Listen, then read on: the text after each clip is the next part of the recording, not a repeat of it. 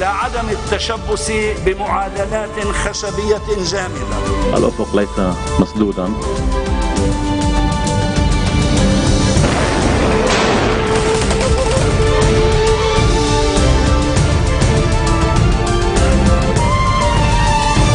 Good afternoon. It is Tuesday, March 4th. I'm Nina Nofel, and these are today's headlines.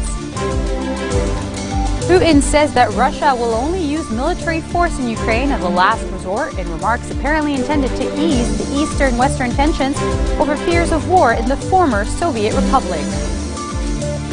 In Lebanon, a controversial parliamentary session is postponed for a 10th time over lack of quorum.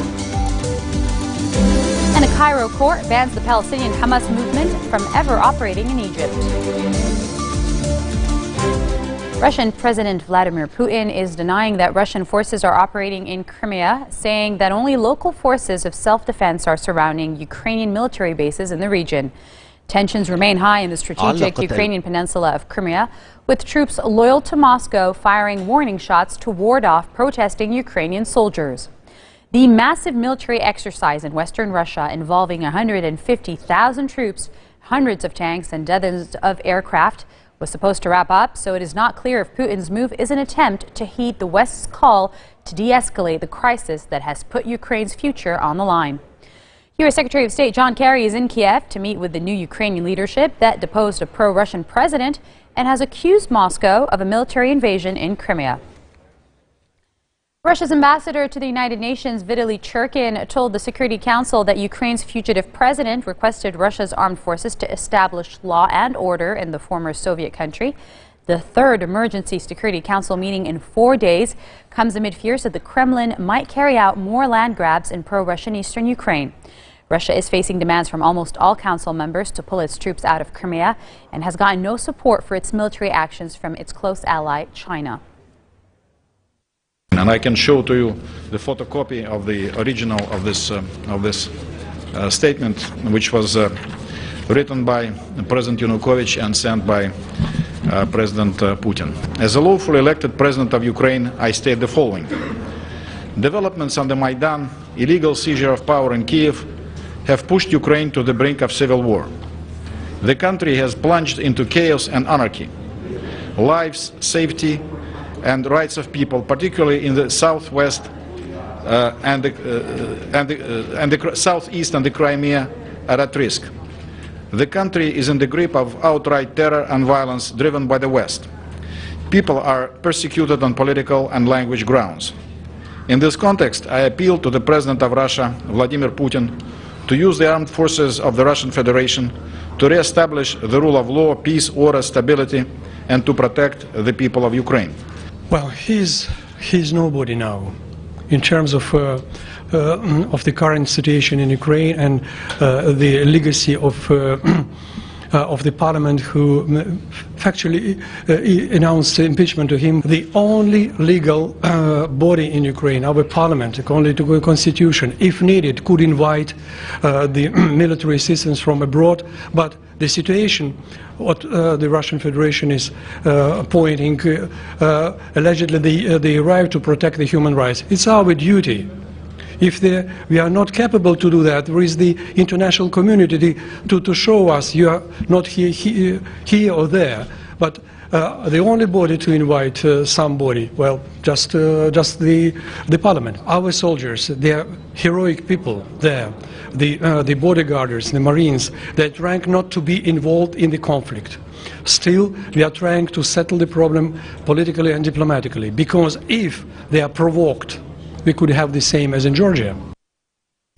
On the line with us live from Azerbaijan is Middle East political analyst as well as Trend News Agency editor, senior editor, Mr. Claude Salhani. Can you hear me? Yes, I can hear you very well. Mr. Salhani, Washington has suspended all military cooperation with Russia, and the Kremlin has responded to U.S. warnings, saying sanctions against Russia would end in a crash for the financial system of the United States.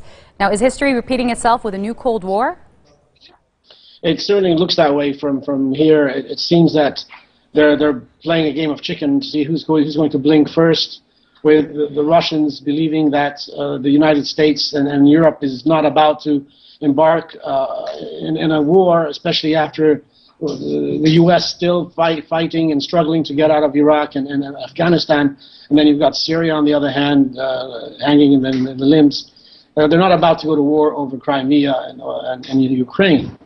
So I think President Putin is betting on that he thinks he can get away with doing what he's doing.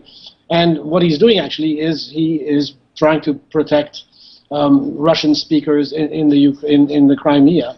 The Crimea has been on and off Russian and back to Ukraine over the years. It was part of Russia for over 200 years at one point. Why is it still very important why is Crimea still important for Russia? It's extremely important for Russia because of the port in Sebastopol. It's the headquarters of the Black Sea Fleet, the Black Sea Russian fleet, that has no other access to warm water ports outside, especially in winter when the northern ports freeze over, and from Sebastopol is the only access they have to the Mediterranean through the Black Sea. So it's a very, very strategically important place for Russia. Now, President Putin had denied all until today, and is still denying actually that he has actually broken his silence today, but he's still denying that Russian forces are operating in Crimea. Why is he doing that? Well, that's the thing. There seems to be some cloud hanging over whether he has actually sent in forces or. Well, let's back up a little bit. There were Russian forces in Crimea in the naval base of Sebastopol, and the first reports were that Russian Navy units, were the ones who were deployed around the airport in Sebastopol and other strategic positions. So it would make sense that they were already there. So basically, it's true he didn't send any already there. The fact is, he deployed them outside the naval base on Ukrainian territory, and that is the beginning of the problem. Well, do you think there could be a peaceful solution to this conflict? Well, I certainly hope so. It would be horrible to see a second war over in Crimea. The last one was in 1853, lasted 3 years, and it changed the whole region. It affected about 10 countries in the region.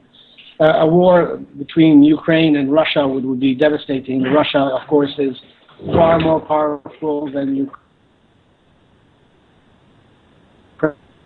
Ukraine, has far more. Thank you. We have to apologize for that technical problem and continue with more news in Lebanon. A controversial parliamentary session that includes 45 items on its agenda is postponed for the 10th time over lack of quorum. Speaker Nabih Berri postponed the session without setting an upcoming date. The Change and Reform bloc of Free Patriotic Movement leader Michel Aoun has boycotted these sessions over the Speaker's failure to include in the agenda draft law proposed by the bloc. Aoun later announced that his Change and Reform bloc will attend session to ease the tensions, but Berri is insisting on keeping the 45 draft laws on the agenda intact, has previously vowed to continue to call on MPs to a General Assembly meeting until the agenda is discussed. Former Premier Najib Miati and March 14 Alliance lawmakers have been boycotting the legislative sessions over claims that the parliament cannot convene under a resigned government. President Michel Sleiman is in Paris to head a delegation and attend the International Support Group for Lebanon. President Michel Sleiman traveled to the French capital as the head of a delegation to attend the meeting of the French-sponsored International Support Group for Lebanon, which will take place tomorrow, so stay tuned for that.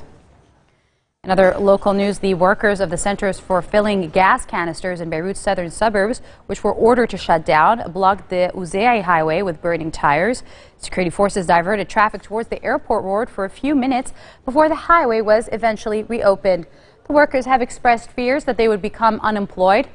Now, Interior Minister Nuhad al-Mashnou ordered the centers to be shut until their supply of gas runs out after security forces received information that they could be targeted by terrorists.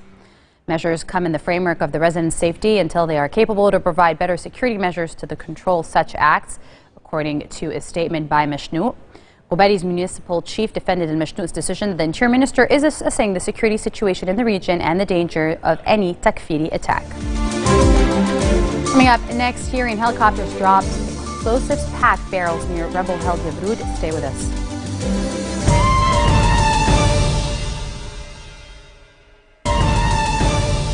Welcome back. A Cairo court is banning the Palestinian Hamas movement from operating in Egypt, tightening the noose around the militant rulers of the blockaded Gaza Strip amid a crackdown on Islamists.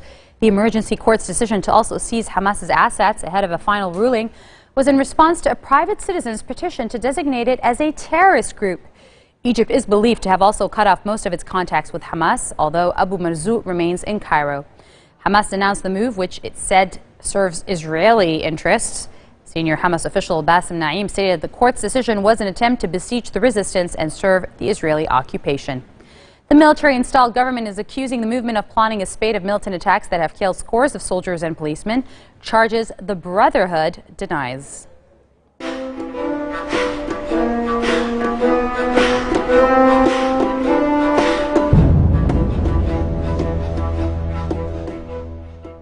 Syrian helicopters are dropping explosives-packed barrels near rebel-held Yabrud.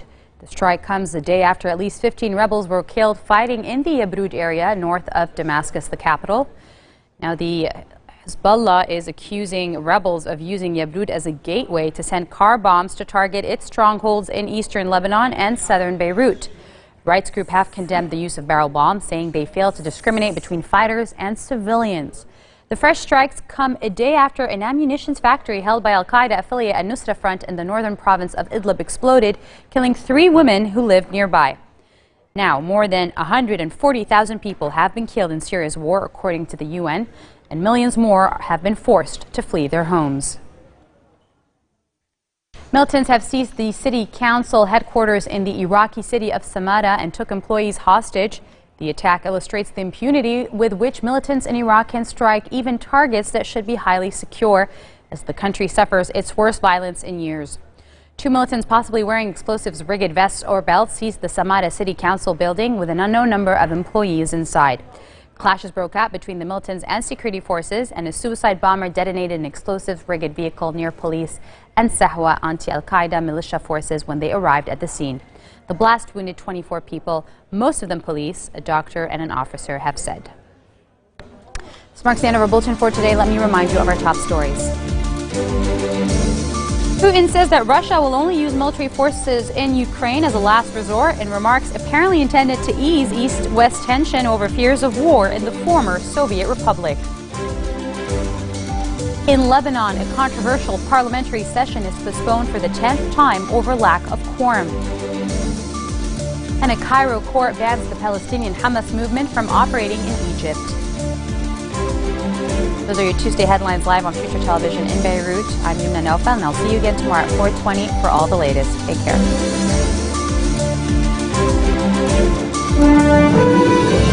إلى عدم التشبث بمعادلات خشبية جامدة. الأفق ليس مسدودا.